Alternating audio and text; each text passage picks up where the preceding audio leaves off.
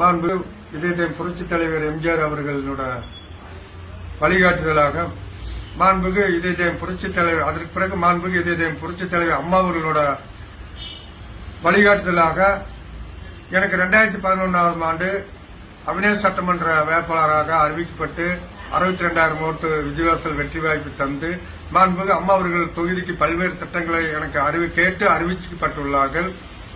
அதே போல அடுத்தது மாண்புக்கு இதய புரட்சித் தலைவர் அம்மா அவர்கள் பிறகு மாண்புக்கு இதய புரட்சித் தலைவர் முன்னாள் அமைச்சரும் கழக பொதுச் செயலாளர் மரியாதைக்குரிய எடப்பாடியார் அண்ணன் அவர்களோட வழிகாட்டுதலாக நான் கழக பணிகள் தொடர்ந்து செய்து கொண்டுள்ளேன்.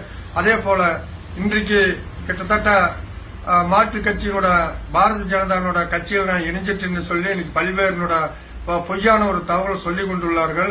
அந்த மாதிரி நான் பாரதிய ஜனதா கட்சியில் இணையவில்லை. நான் என்னோட உயிருள்ள வரையில் மாண்புக்கு இதய புரட்சித் தலைவர் அம்மா அவர்களோட வழிகாட்டுதலையும் புரட்சித் தலைவரோட வழிகாட்டுதலாக அதற்கு பிறகு மாண்புக்கு எடப்பாடியார் அவர்களோட வழிகாட்டுதலாக நான் தொடர்ந்து அண்ணா திராவிட முன்னேற்ற கழகத்தில் தொடர்ந்து பணிபுரிவேன். தொடர்ந்து இந்த இயக்கத்துக்கு வேற இயக்கத்துக்கு செல்ல மாட்டேன் என்று உறுதி கூறுகிறேன். நன்றி, வணக்கம்.